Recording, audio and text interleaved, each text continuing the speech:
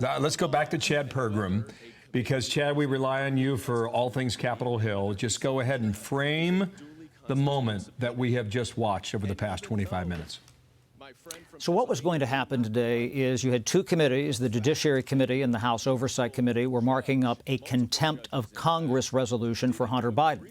Hunter Biden did not appear for a closed-door deposition. There was a subpoena issued to him, some time ago. He was scheduled to appear in mid-December, and he showed up on Capitol Hill back in December, but he showed up on the Senate side of Capitol Hill. He did not go to the closed-door deposition. So James Comer, the chairman of the Oversight Committee, he said, you're out of compliance with this subpoena. So we're going to hold you in contempt of Congress. Now, you have to go through the committees to what they call mark up or prepare this resolution to bring it to the floor. So that's what today's debate was going to be. And lo and behold, who showed up not for a closed-door deposition, not for a hearing, but to sit in the front row and kind of thumb his nose at the Oversight Committee, but Hunter Biden and his attorney, Abbe Lowell. And as soon as Marjorie Taylor Greene, the Republican from Georgia, started to ask her questions, Hunter Biden got up and left. And then there was a big kerfuffle in the hearing room. There was a little bit of commentary as he left saying, look, we were willing to appear at an open hearing. This is what they were saying in the hallway here. But that's not what this was. I thought it was also interesting where you had Jared Moskowitz, the Democratic congressman from Florida. He indicated, he said, I'm willing to vote for the contempt resolution for Hunter Biden.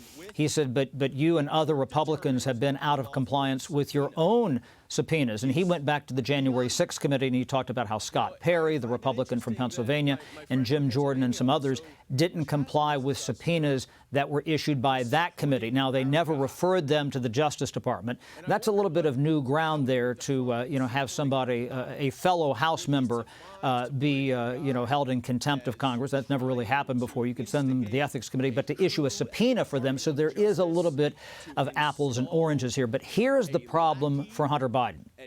They will inevitably hold him in contempt of Congress. This resolution will move out of the committee later today at some point. They'll put it on the floor. We're told next week was the tentative plan here. And here's going to be the problem for the Justice Department and for Matthew Graves, who is the U.S. Attorney for the District of Columbia.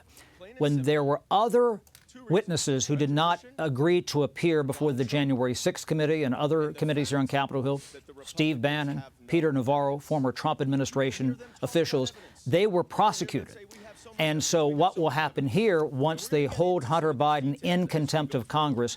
Will they, in fact, send that to the Justice Department? And what will the ruling be then? Because he is, in fact, out of compliance with that subpoena.